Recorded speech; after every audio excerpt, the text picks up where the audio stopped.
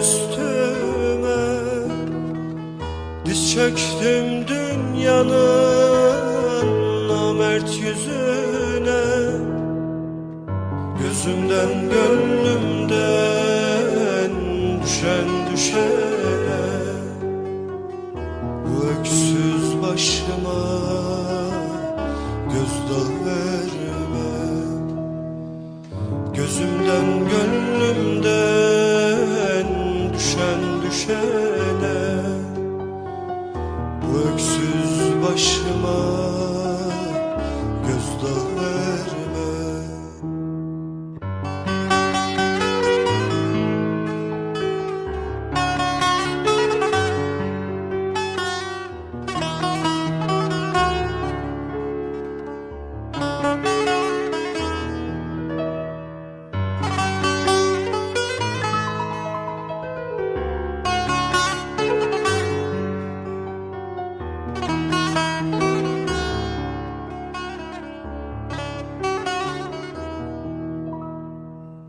Ben yanıldım hayat, vurma yüzüme.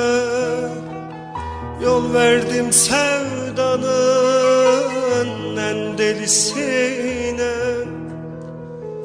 O yüzden ömrümden giden gidene, şu yalnız başımı eğdirme benim.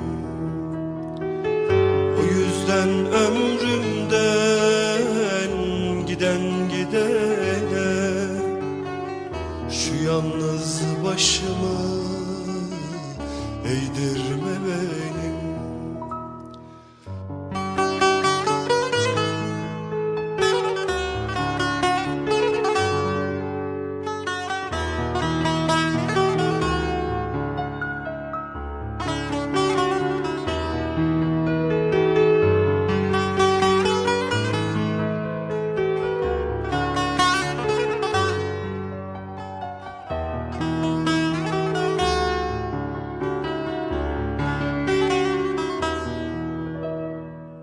Ben pişmanım hayat, sorguya çekme. Dilersen infaz et, kar etmez dilime.